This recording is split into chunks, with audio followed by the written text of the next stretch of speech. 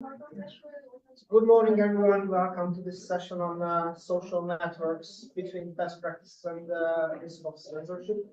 I'm Peter Sharoshi from Budapest, Hungary. I represent an NGO called Rights Reporter Foundation.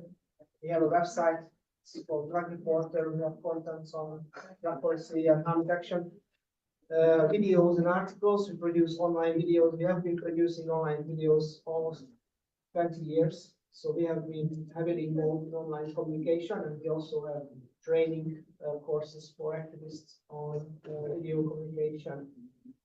To be frank, when we started to use online communication as a tool for public advocacy and harm reduction education, we were quite optimistic and on the verge of naivety, because we thought that online communication will revolutionize how we educate people about drugs and how we human rights. And we didn't expect that the internet will also revolutionize disinformation, fake news, and also it will have a lot of censorship issues, which are significant barriers. And also that the internet, of course, is revolutionizing the global drug market itself. So how people are accessing drugs, how they exchange information about drugs.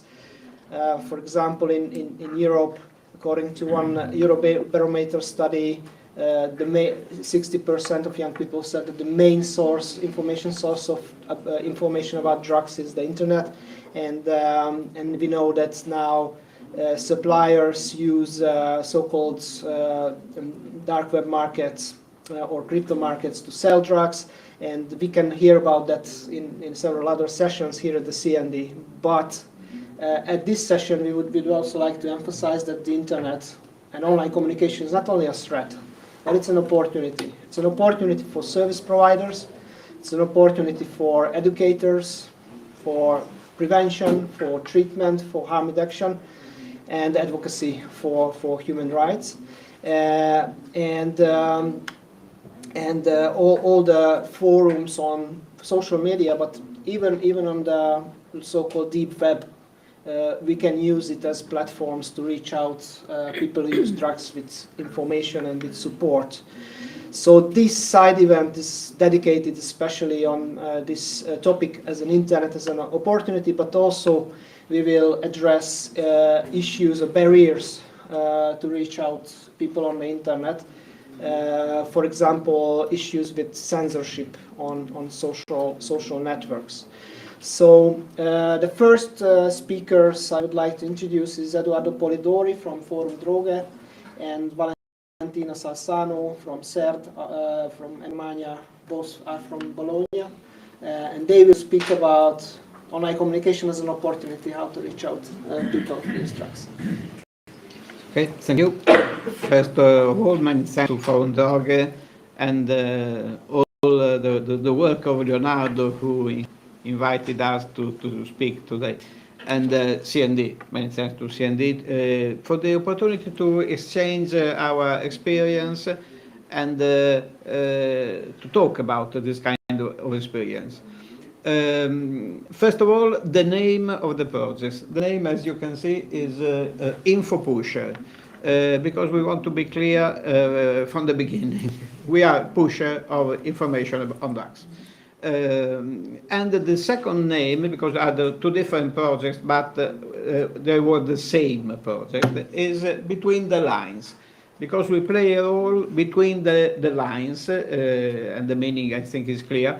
In Italian, between the lines is you have to understand what we don't talk, what we don't say. There is a line written, there is another line written, and we are in the space between. Because we play different roles, we play different kind of work. The second slide is with the names of some of the people involved. Valentina is here, but other Juliana is here, and in the video you will see Francesca, and part of them work in NGO, part of them work in the public health system, and there is a mix. All the project is a mix, and is on the web, but with a great attention to the local aspects. what we try to do. The third slide. What we try to do. We try to do this kind of works at a local, a national level.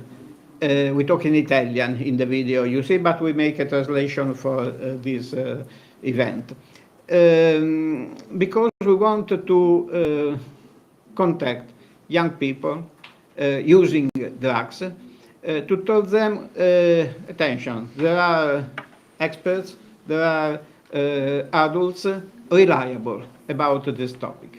You can talk with us on drugs. Your parents can talk with us on drugs. In Italy, this is a problem because it is difficult. For example, parents don't see very well that their son goes to a public service, to a service for addiction. We want to say that, attention, there is not service for addiction. You can talk with experts also about use, to stigmatize the use.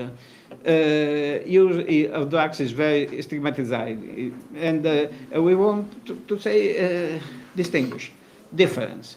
There is use, there is abuse, there is addiction, there are different topics, and often young people are on the part of use, and you don't have to see this as a problem, but you have to see this as a phenomenon.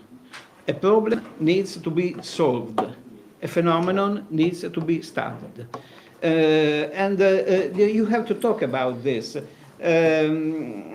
with the aim to say that we have to build a culture on because we have to understand that the cultural aspect on drugs are important at the same of chemical aspects. Drugs are not only chemistry. Drugs are a part of our history. Drugs are part of our social life. Drugs are parts of our life. And this is what we try to change, to build a culture on drugs. This is the challenge. Okay. Hello, good morning. I'm Valentina. Thank you for this opportunity. The meaning of the project lies in these goals. We are traject also in the digital world. Regarding the first girl, young people, we introduced in our project the concept of whole life. Whole life means being close to young people in the places they are used to attend, such as schools and clubs, but also in digital world they live in, meaning in social network. In order to this, we launched our project on the main social platforms. We use fake to provide information to adult target and encourage an informative and destigmatizing messages.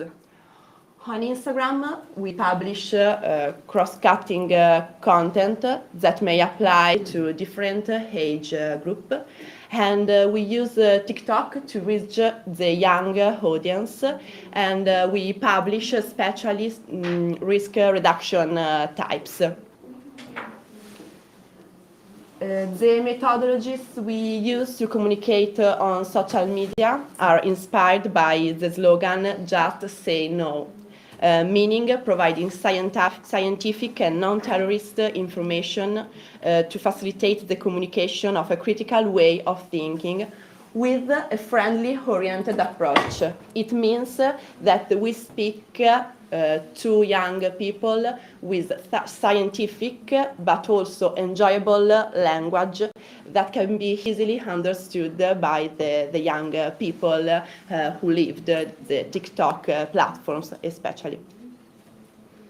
Our purpose is to highlight also in social network the open-mindedness of our service and the non-judgmental and welcoming position we address to the drugs team. To give you a clear idea of what we just reported, we are going to show you some risk reduction videos which are published on our TikTok page.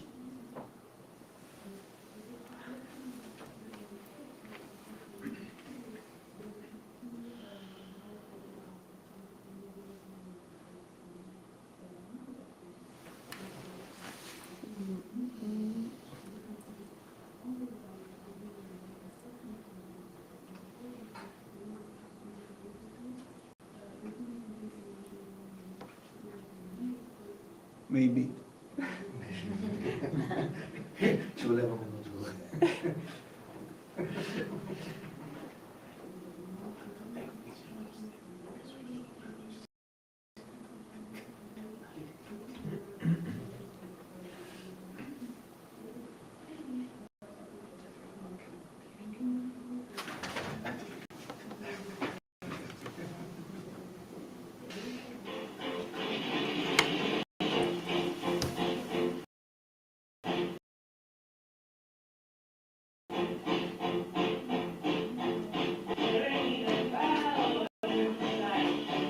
This is the photo.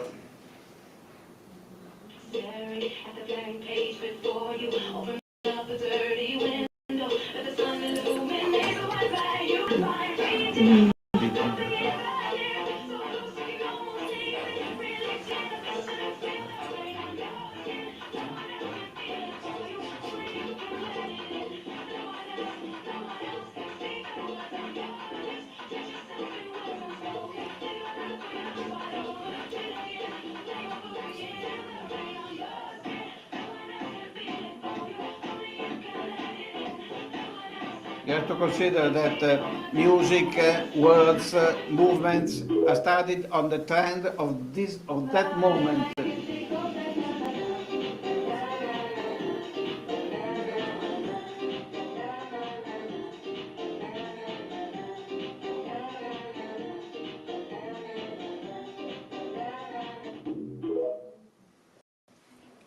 Okay. These are some examples of what we do on TikTok about risk reduction that can be used for the young audience. In the last slide, there are our contacts. If you have to ask some information. You have to last word. So you have to consider that we see, for example, maybe you have difficult to read everything, but this is studied. If you have difficult to read the first time, you have to repeat the video, and this is studied to see many times the video. With important numbers, the first video has 1 million of views. And it's important. And for us, it is important too that the same faces on the video are the faces people can meet in our city. They are reliable. We trust them. When she goes in a school, she is the same professional expert, the same professional worker in the video, and so students trust her. Okay. So please give an applause to Valentina. Thank you very much. Now next speaker will speak online, Adam Staszek from the Polish Drug Policy Network, and he will speak about some of the difficulties of online censorship, how their harm reduction communication was blocked. in Poland. Hello, Adam. Hi everyone, thank you for having me. Can you hear me well? Yes, we hear you very well. Okay, thank you. Please let me just see if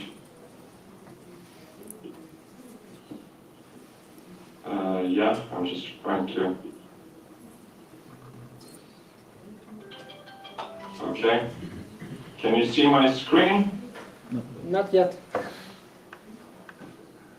Okay.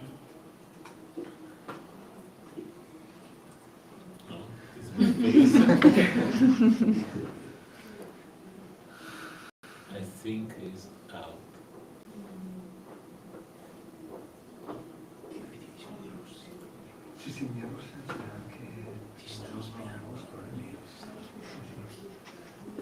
He's not. He's not online? Okay, so maybe until Adam comes back, we can continue with the third presentation from Masha Plotko from the Eurasian Harm Reduction Association, based in Vilnius, Lithuania, and she will also speak about barriers and censorship which we can experience in the region of Eastern Europe and Central Asia. Yeah, thank you, Peter. Thank you for your inspiring presentation. And I was looking at it and thinking I don't think it's possible right now in the region to do something like that, although some people are trying. Oh, okay, sorry. Is it back? I'm back. Sorry, I don't know if you continued or. Okay, that's okay. Yeah, I mean, if you can, please continue, Adam. Can you share your screen? Yeah. Good. Can you see my screen now? Yes, good. Okay, sorry for the interruption. Okay, so I work at Polish Drug Policy Network. I mainly deal with the online sale of drugs now. There is a small picture here, which I took in the street of Poland, which is basically an advertisement for an online drug channel on the streets. I'm gonna be focusing mainly today on Facebook, and why is that? It's because Facebook, as you can see, has over 3 billion monthly users. Well, Facebook and Instagram are now co-owned by the same company. You have already spoken why this gives you a great opportunity. I mean, if you have 3 billion monthly users and you can get to them with also quite limited sources, I mean, this is just a great opportunity for any harm reduction program to reach out and find new people that they can use these services. So, obviously, there is a lot of content on these channels. When it comes, to example, to YouTube, there are 500 hours of videos uploaded every minute. Every minute, 500 hours of videos. A lot of this content is very brutal, violent, sexual in nature, extremist, and that's why this company monitor and moderate this content. Moderation is bestly described as screening, evaluation, and then either approval of this content or disapproval and removal. This happens in 3 stages. The first one is the creation of guidelines on which basis the content moderation works. Then it's the enforcement, and then finally the response appeal process where user can appeal the decision. I'm going to focus on Facebook community standards. We don't have to read all of this. I just wanted to point out some crucial, interesting things. So Facebook bans high-risk drugs, non-medical drugs, and the interesting sentence that are not being used for an intended medical purpose, but are used to achieve a high, which can be quite misleading, which comes to many of the substance and people who self-medicate. And of course, it mainly bans sale, trade, and promotion of drugs. But what is interesting, it bans the admittance to personal use without acknowledgement or a reference to recovery, treatment, or assistance to combat usage. So basically what you showed us just before, the TikTok video, which actually maybe doesn't approve or promote use, but says, if you use this substance, please act accordingly, this very fairly could fall against the community standards of Facebook, because, I mean, it doesn't talk about recovery, treatment, and it doesn't really combat usage. It just says how to reduce the harm of usage. So those things, so basically Facebook, also YouTube or Instagram actually give you some sort of lenience, and they allow you to promote some educational activities related to drugs. But when you look actually what happens is that this is very complicated and it's not really objective. And I just want to show the next one. It's the YouTube hard drugs catalog. It's quite interesting what they believe are hard drugs. I mean, some of them obviously could be defined this way, but looking at the news we have about psychedelics, you can see that YouTube also catalogs LSD, MDMA, mescaline, or magic mushrooms, psilocybin, as hard drugs. And these substances should, at all cost, be avoided to be shown on YouTube. So what happens when someone breaches these guidelines? Facebook takes actions. And what kind of action? And as you can see, this is a lot. This data comes for every month. So basically, in the last month, Facebook acted on 2 million drug-related content. And what happens? What kind of actions do they take? They block the content from being publicated.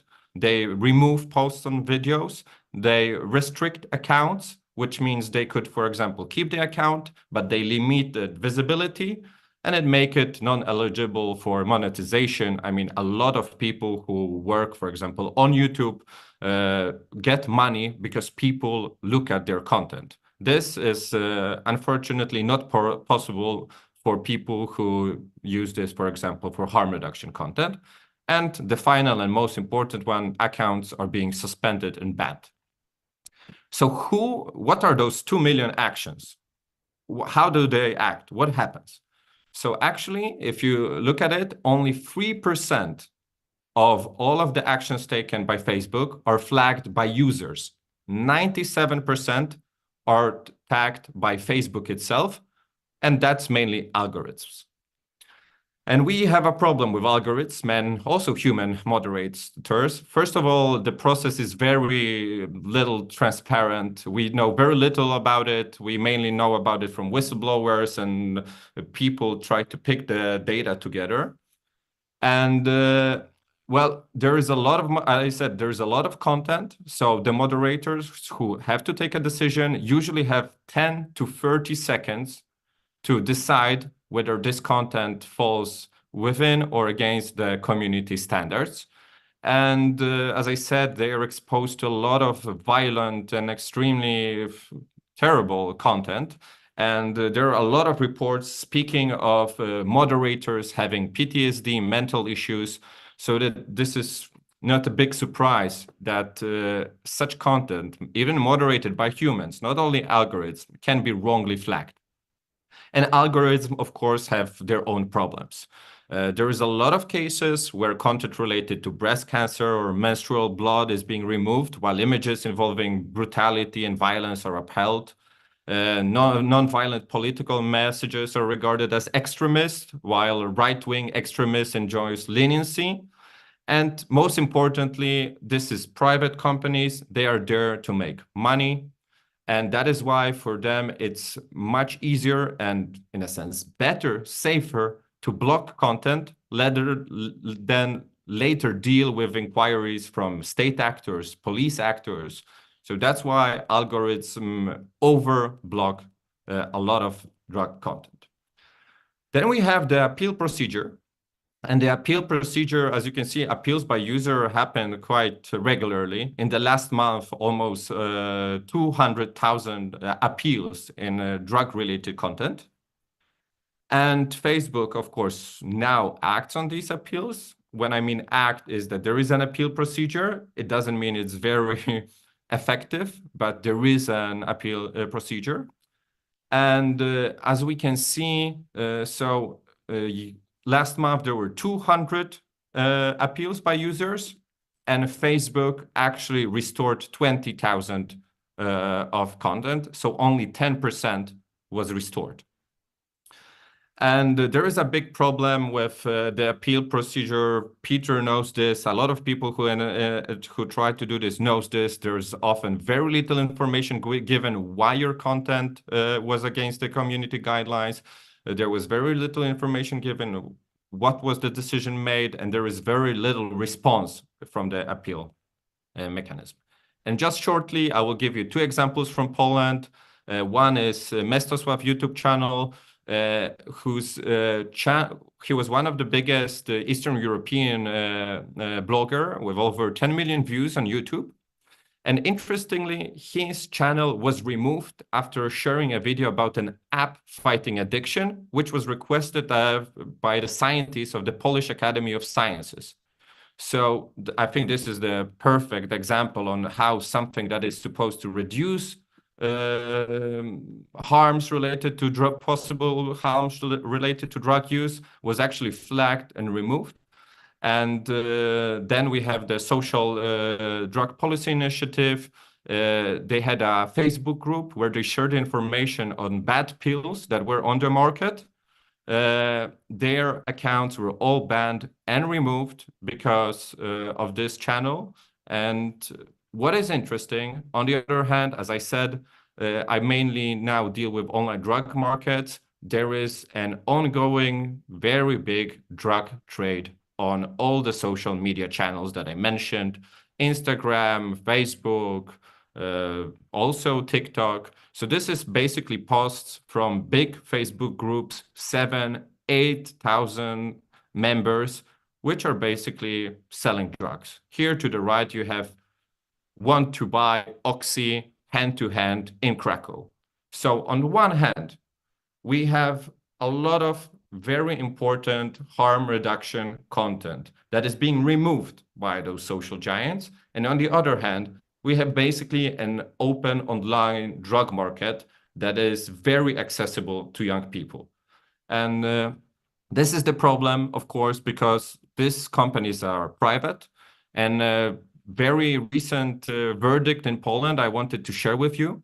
So the civil society drug policy initiative that I mentioned that had this group on bad pills on MDMA in Poland, after they got banned, they sued Facebook. And on 14 March, the Polish court passed a judgment saying that actually you can sue Facebook in your own countries, and that Facebook, by removing their page, has infringed on their personal rights. This is very important, of course, because this is the issue of private versus public. The question, many people say that we cannot make private companies we cannot influence what they have on their pages.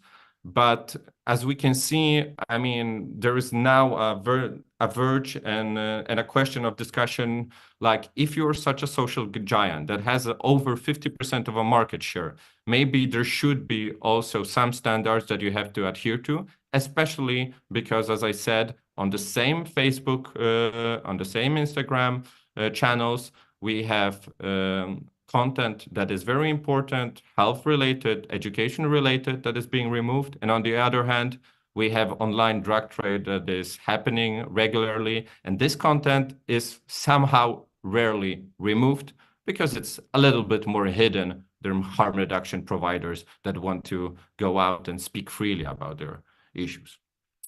Well, that's it. Thank you. If you have any questions or anything more, that's my email.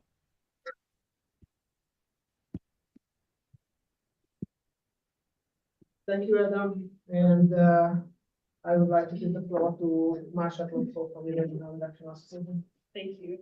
Second start. So why I said that it's not that possible in the region of Eastern Europe and Central Asia is because of the laws that prohibit posting this kind of information. I will speak mostly on the example of Russia, but not because it's the only country that has those laws, but because this country has a lot of influence in the region and became kind of a trendsetter of introducing these laws in countries. So to speak about there's three main laws. There's a law on foreign agents, there's a law on undesirable organization, and so-called drug propaganda.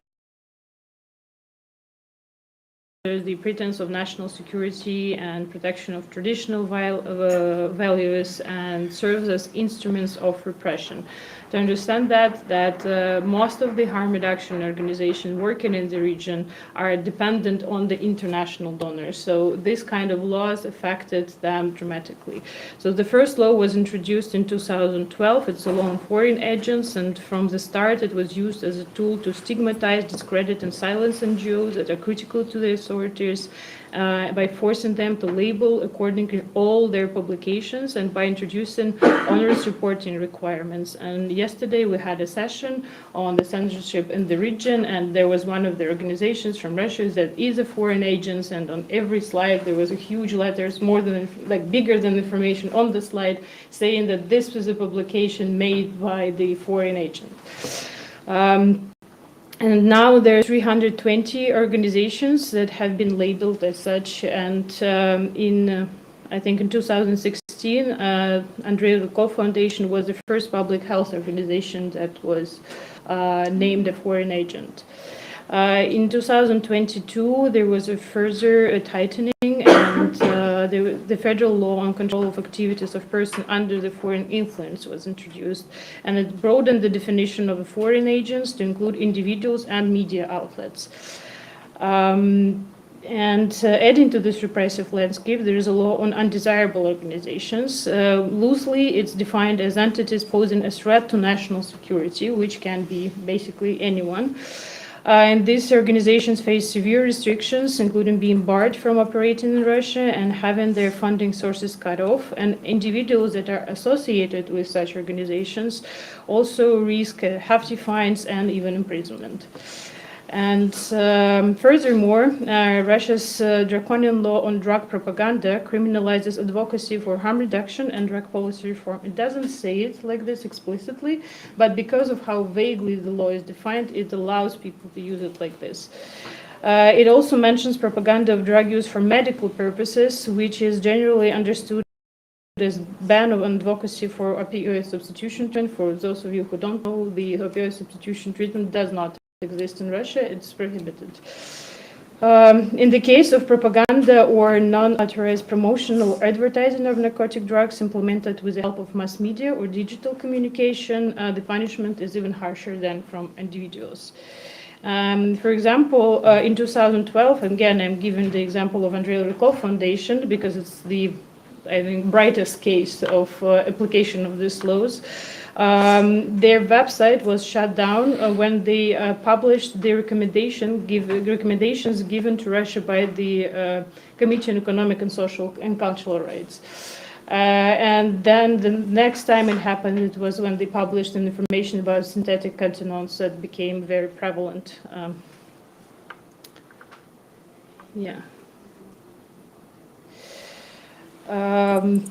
Drug policy reform and harm reduction are perceived as foreign ideas and contradictory to traditional values, and this crackdown on civil society, it influenced a lot the self-censorship of organizations. They try not to be very open and not to publish so much in the media, in the fear that it would be used. And sadly, the Russia's model is not confined within its borders, and it serves as a blueprint for neighboring countries where similar laws are either in place or under consideration. And the list of countries include Azerbaijan, Kazakhstan, Kyrgyzstan, Tajikistan, Uzbekistan, and Georgia. But in Georgia, they wanted to introduce the law on foreign agents, and also the civil society was very scared. But then there were a lot of protests, and it was stopped. But it's the issue that constantly is coming up in the discussions. And Kyrgyzstan recently passed a law that allows to suspend the work of organizations suspected of being under foreign influence for 6 months without a court order. And also there is a law that prohibits media from publishing content that can harm public health or morality. As you can understand, harm reduction falls into this description. And unfortunately, it's not only this kind of post-Soviet region. We also see similar things happening in Hungary and other countries. Yeah, thank you. So the fight is long from over, and it's a very worrying trend. We don't know what will happen, and all the civil societies constantly expecting the shutdown. And for example, in Kyrgyzstan, even before the law was introduced, some organization just decided to preventively close because the burden of the reporting procedures and the consequences of what might happen to the people working in the organization are so scary that they just want to stop before it even happens. Thank you.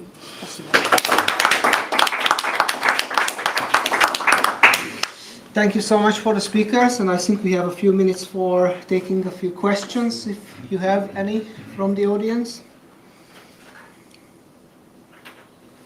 Yep.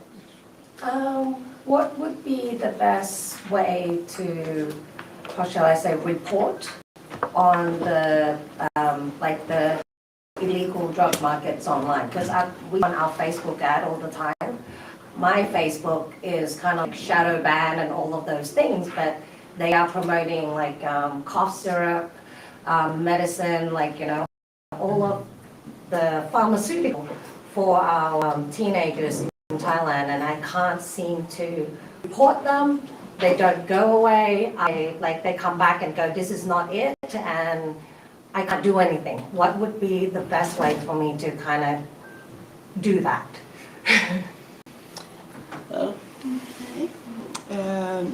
Talk on social about drugs is very complicated. We also have a problem with censorship. Many videos, especially on TikTok, because Facebook we have an adult information, so it's more destigmatized than risk reduction. On TikTok is risk reduction, so many videos removed by the platform, and we see how the young audience do, and we copy. So if we want to talk about drugs, we change the letters with number, so the algorithm don't recognize the word about drugs, and we don't be censored.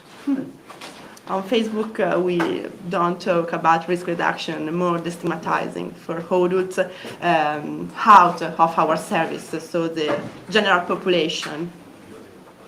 Yeah, I think Adam's presentation was quite illuminating in this regard, that while the drug trafficking is flourishing on the online, and you can't really do anything because they are cloning, you know, as at the moment they are banned, they are creating a new account, they're coming back and back. Yeah, it's the same So, as gambling. but at the same time, the really real useful information, valuable stuff, it is banned. So it is a very strange situation. I'm Chloe Bertolini. I'm working for European Digital Rights, and Panopticon, which was mentioned in Adam's presentation as one of the organizations leading the lawsuit in Poland, is one of our members in our network, and we work on freedom of expression online and stuff. I wanted to just answer this question about that we need a more macro analysis of the online platforms and how they also, from their business model, profit from those things because they are ad driven, basically. So those posts are profiting those big companies because they can sell more ads and they're more viral content, and they have little incentives in this profit-seeking model to actually act on your reporting. So there's little you can do with this right to report against the more broad patterns. I actually had a question on top of it. I was wondering how much do you include as well non-traditional forms of social media, which are less kind of public forums, such as the big ones, so the Facebook, the Instagram, and the TikTok of this world. What is happening on what is considered private communication, so Telegram channels, WhatsApp, which are by law rather regulated as private communication, so one-to-one communication isn't information, but because you can add as many users as you want in certain channels, it becomes like the line between what is a private conversation and what is a public channel becomes a bit. And I was wondering if you encounter any, if you engage with this type of platforms, No. with young audience, which are a lot on Telegram and a lot on WhatsApp. And whether for Adam, if there was any cases of his knowledge that also involves the censorship on those kind of platforms. Adam, do you hear the question? Or should I repeat? Yeah, I do. Okay. So before just giving you the floor, Adam, it is a very good question, and I think especially in our region, in Eastern Europe, Central Asia, where you see that there is a strong censorship, these channels have very important role in among people who use drugs communication. And as far as I know, and Marsha can correct me if I'm wrong, but in Russia there are Telegram-based services, harm reduction services, and bots, and all this kind of service. I think in St. Petersburg, Yes. the organization Humanitarian Action has a good practice on how to use Telegram for harm reduction services. On the Eurasian Harm Reduction Association's website, there is a report, and I think it includes this example. Yes. And sorry, Adam, I give you the floor with this. No, sure. Just if I'm correct, the question was what I saw censored on Telegram and on those private communicators as well. Yeah. Yeah. So I mean, yeah, please. No, I was just like, just to formulate my question, like, did you see any kind of cases of censorship taking place, or is it like state control of the dissemination of information on what is considered private communication services? I mean, I mainly deal with Poland, and Poland is just catching up with let's call it cybercrime and such issues. So they have, I mean, there is an open drug market on Facebook or Instagram, basically.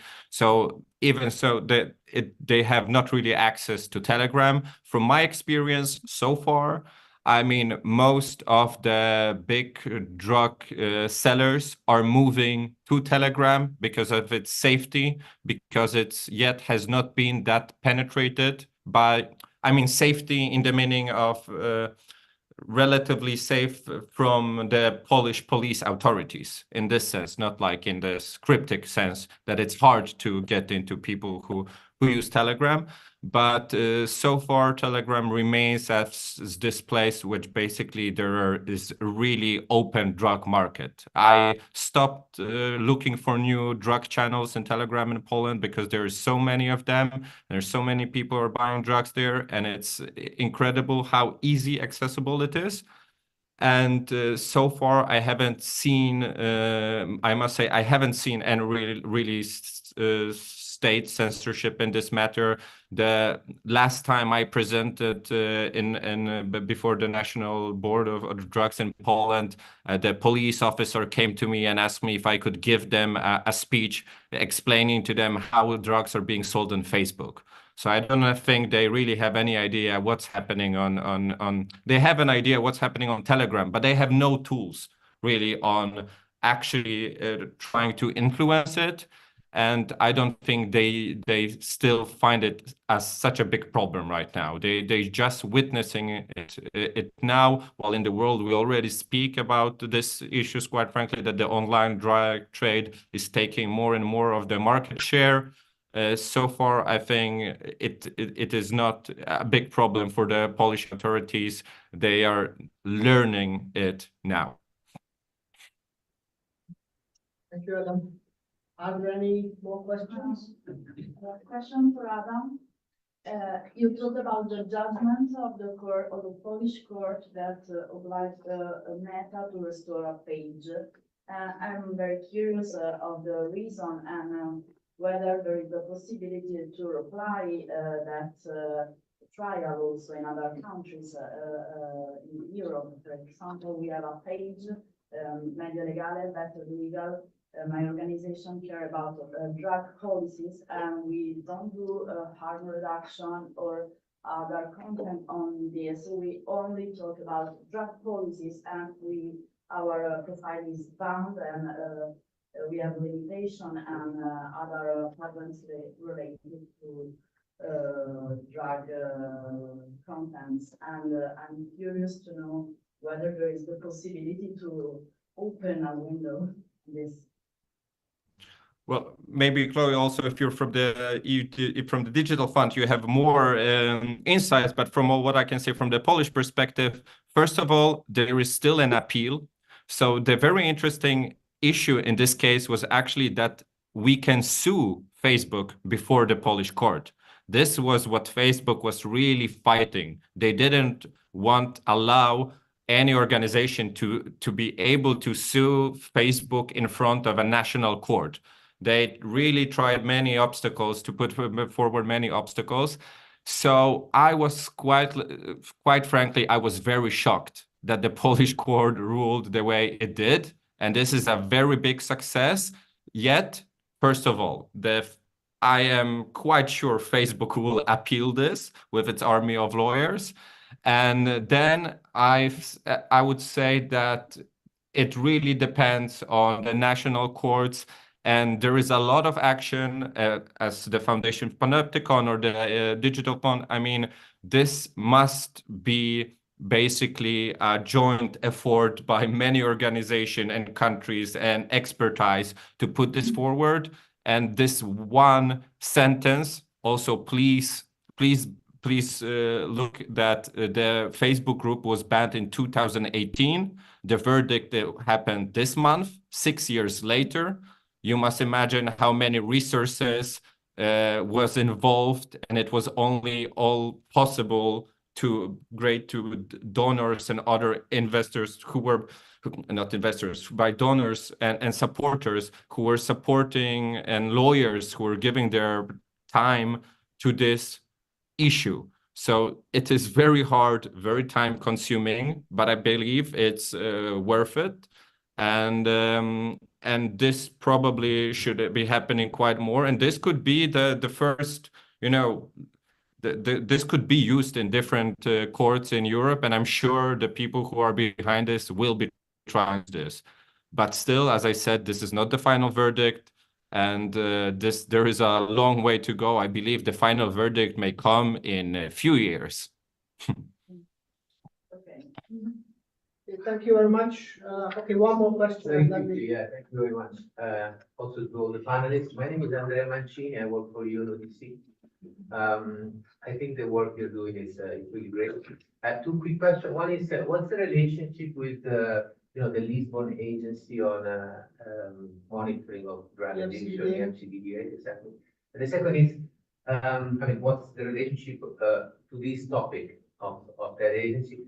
And if you have any idea of the forefront or front runner in terms of this type of sensitization on the social network, the countries that are more advanced or broke a bit the stigma, both in Europe and globally. I would be interested in. Thank you. Well, in terms of civil society actions, Italy is really great. I think it's 1 million view videos, and it's impressive, I think.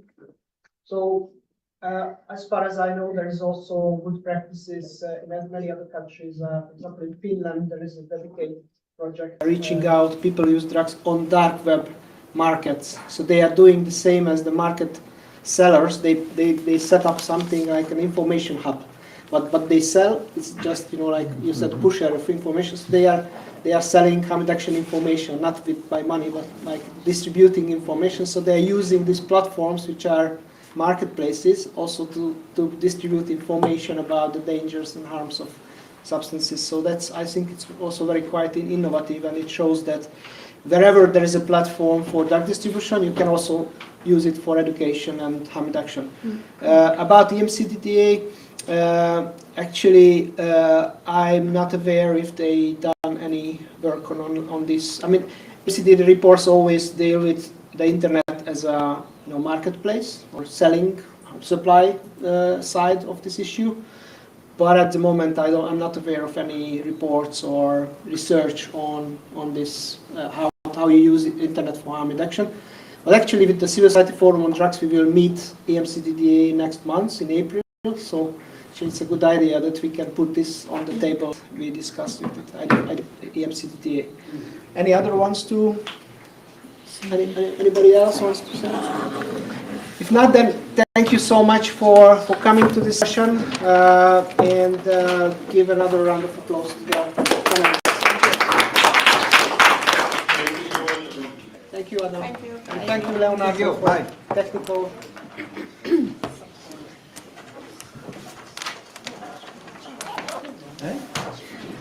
Session?